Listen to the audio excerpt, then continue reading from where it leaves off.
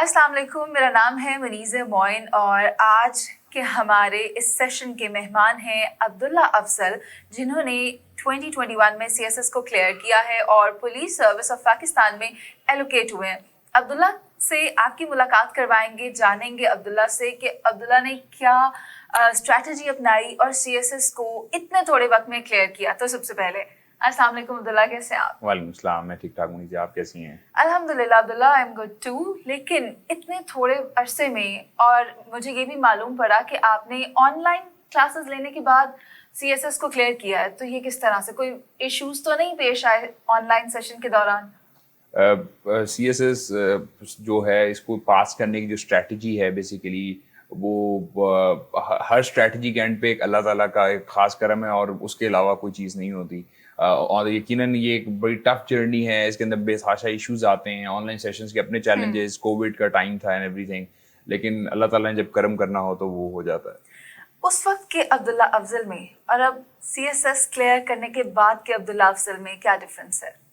आपका knowledge base बढ़ती है, आपका कॉन्फिडेंस बिल्डअप होता है। क्योंकि I belong from an engineering background, written ऐसे लिखना, आर्टिकल लिखना, कैसे बात शुरू करनी है, कैसे बात ख़त्म करनी है, बाद में तसलसल कैसे पैदा करना है, सब्सटैंशिएट कैसे करना है, ये तमाम चीज़ें जो आर्टिस्टिक स्टाइल होते हैं कॉन्वर्सेशन को बिल्ड करने के लिए रिटन में ख़ास तौर पे और फिर गुफ्तगू में भी, वो यकीनन बिल्ड हुए। तो दैट रियली एम्पावर्स यू। आपने बताया कि आप एक इंजीनियर हैं और उसके बाद आपने सीएसएस किया, तो why did you shift from engineering to CSS? Alhamdulillah, I was very good scoring in my FSC or physics, chemistry, maths. I was very confident, and that landed me into in electrical engineering. So I was enjoying my engineering. Alhamdulillah, it went really smooth. I did multiple internships.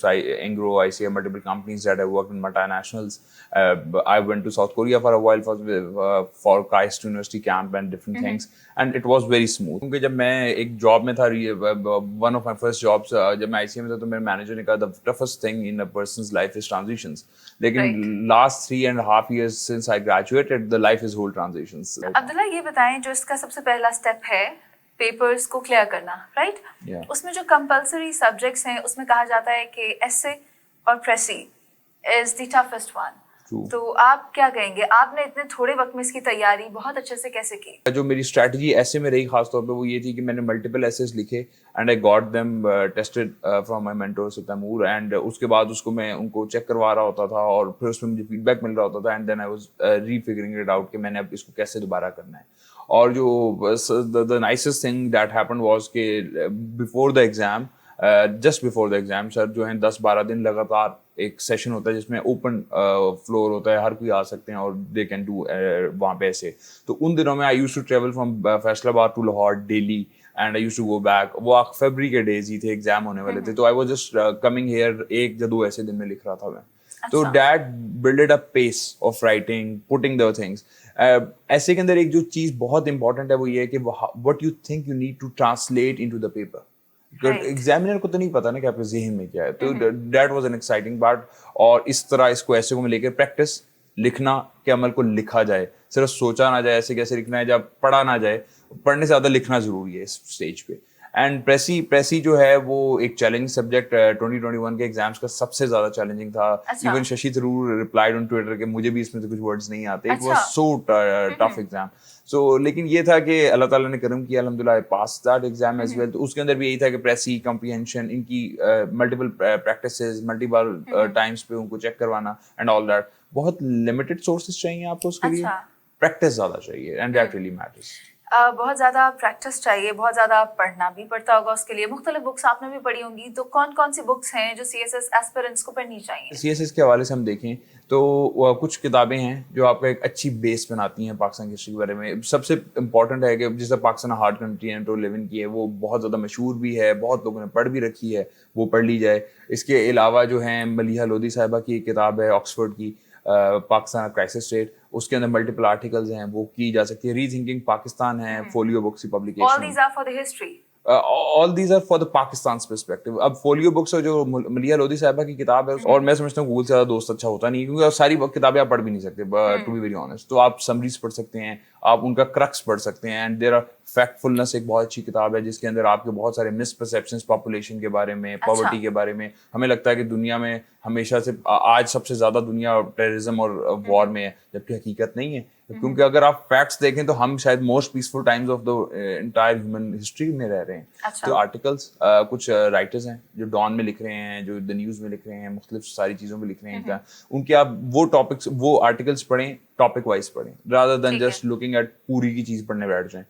तो आपका critical thought process develop होना is the primary goal, not कि आपने कोई reading game में नहीं है आपके, आपने इतना पढ़ लेना है कि मैं सबसे आगे खड़ा हो जाऊं. ऐसा नहीं होता. तो या अच्छा अब्दुल्ला, जब पेपर अटेम्प्ट कर रहे होते हैं तो क्वालिटी और क्वांटिटी को मेंटेन करना बहुत अहम होता है. How do you manage it? Very rightly said कि क्वालिटी और क्वांटिटी बहुत इंपॉर्टेंट है. एक मिसपरसेप्शन एग्जिस्ट करता है कि आप बहुत ज़्यादा लिखें तो it gives you good marks, लेकिन ऐसा नहीं है, क्योंकि क्वालिटी आपकी डिटोरिएट कर रही होती है. जो CSS एग्जाम में ये चीज़ आपकी तब स्टैब्लिश होती है जब आप प्रैक्टिस शुरू करते हैं. The written practice is so मतलब it lies at the foci of this whole process कि आप एक बार लिखेंगे, आपने एक सवाल फर्स्ट के 6 महीने भी आपके एग्जाम में रहते हैं और आपने वैसे ही एक पुराना एग्जाम का एक सवाल उठाया और उस पर लिखना शुरू किया, आपको पता चलता है आप 3 सफ़े ज़्यादा लिख ही नहीं पा रहे उसके ऊपर. And that moment you start realising मुझे कितनी क्वान्टिटी ऑफ नॉलेज चाहिए, जो पेपर में कितनी लेंथ पे ट्रांसलेट होता है, और मेरी वो कितनी क्वालिटी है उसकी. अब नॉर्मली एक 6 to 8 pages are a good length. 6 to 8 pages से मुराद एक साइड्स हैं, ना कि सफ़े पूरे के पूरे. मतलब साइड 6 साइडें या 8 साइडें हों तो गुड इनफ है. लेकिन अगर आप एक अच्छा स्कोर करना चाहते हैं तो 10 to 12 अगर आप पहले सवाल में चले जाएं and then you maintain 8 to 10 in the next 3 courses, that's a good length.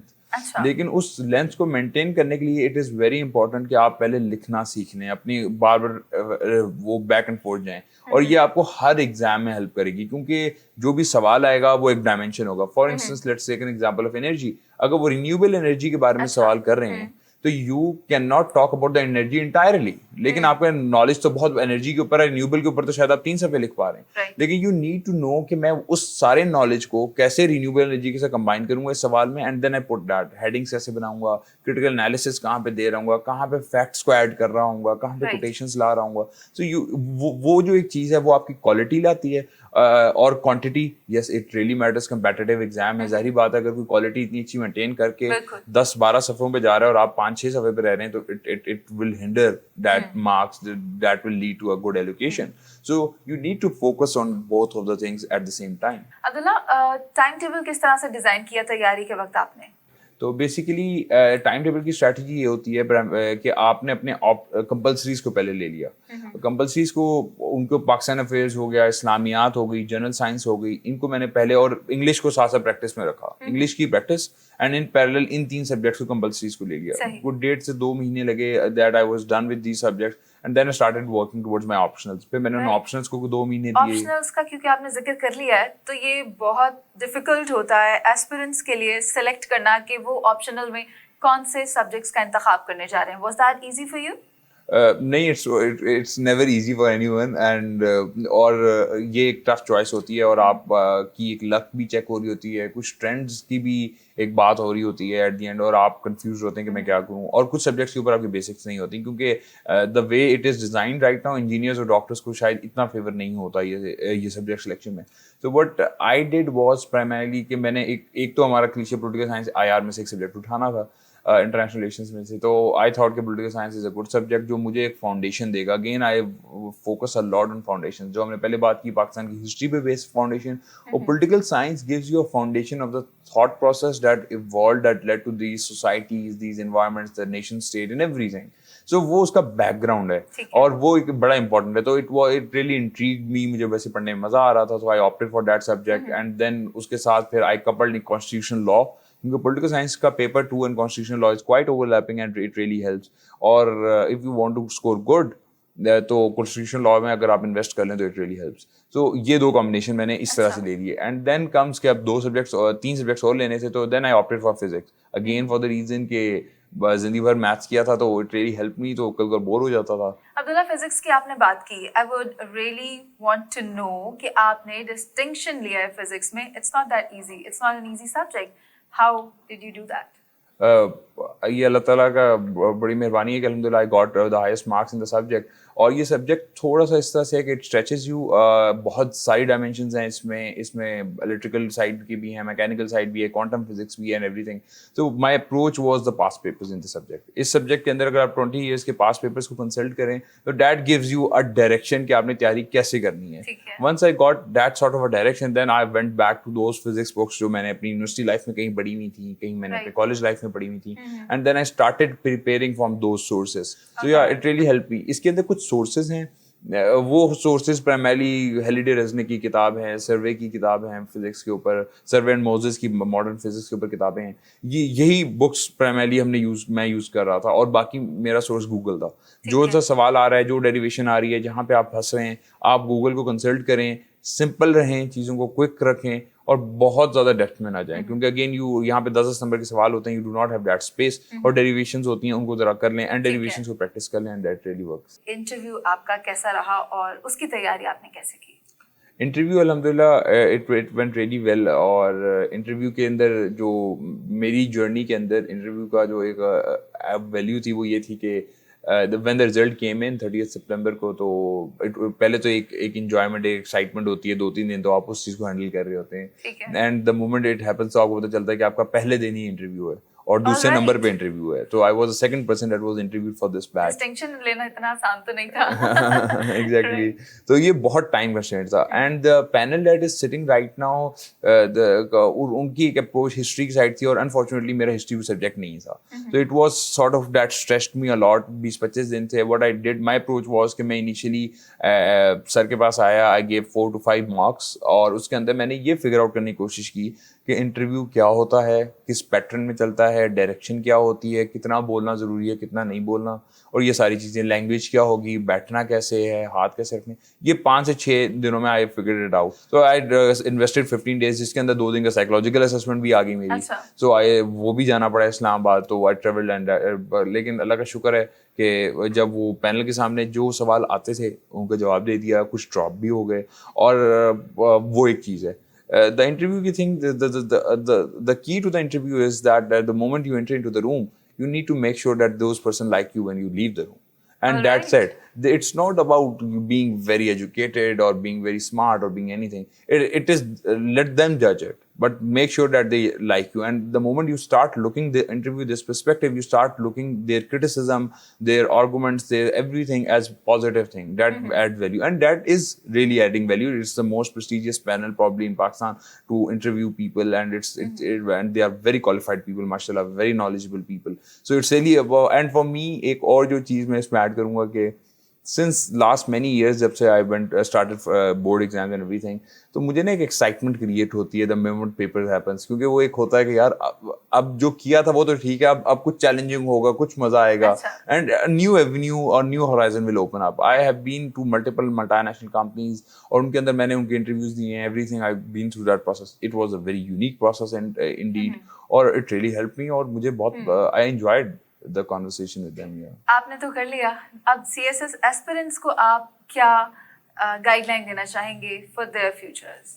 CSS aspirants کو میں یہی کہنا چاہوں گا کہ پرائمریلی سب سے پہلی جو بنیادی چیز ہے وہ یہ ہے کہ آپ نے اس چیز پہ اپنی نا ریزن ڈھونڈنی ہے, کیونکہ دیکھیں CSS is all about consistency, resilience and that hardcore commitment to the thing. اور 6-7 ماہ 8 ماہ اس کو دینا, اور ہر بندے کا کچھ لوگ سال بھی دے رہے ہوتے ہیں, تو it really matters for written practice and everything.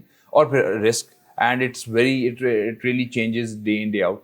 تو آپ نے اس سارے ٹائم میں آپ کے پاس ایک اسٹرانگ ریزن ہونی چاہیے why you are doing it. It could be, اور please try to find that reason within yourself rather than finding in any other person around you. اور وہ ایک بہت امپورٹنٹ ہے. And once you have that commitment and that vision to do this exam, then please stick to it. مسئلے آئیں گے, complain کم کریں, way out زیادہ فائنڈ کریں اور راستے نکالیں, اور انشاءاللہ راستے نکلیں گے. اٹس انٹرنیٹ کا دور ہے, انفارمیشن کا فلکس بہت زیادہ ہے, and there is sky is the limit probably. لیکن وہ اسی طرح ہوگا کہ you keep a very positive thing attitude, positive way of doing things, اور جو مسئلے آ رہے ہیں ان کو ٹیکل کریں. 100% کبھی بھی تیاری نہیں ہوگی, 100% اچیومنٹ کبھی بھی نہیں ہوگی. It's a competitive exam and you need to perform better than others, and that's it. So that's the key, and I really hope کہ everyone جو بھی اس کو کرنا چاہیں کمٹمنٹ کے ساتھ کریں, اللہ تعالیٰ ان کے لیے آسانیاں پیدا کرے and they succeed. Thank you so much, Abdullah. It was a wonderful session with you. تو آج کا یہ سیشن ہمارا اختتام پذیر ہوتا ہے اور اگلے سیشن میں آپ کی ملاقات کروائیں گے ایک اور ایسے شخص سے جنہوں نے CSS کو کلیئر کیا ہو, ان کی جرنی کیسی رہی, انہوں نے کون سے جو ہے اسٹریٹجیز اپنائی, ان سے ہم کیا لرننگ لے سکتے ہیں, وہ سب جاننے کے لیے یو ہیو ٹو فالو اس on the given links. Till then, bye bye, اللہ حافظ.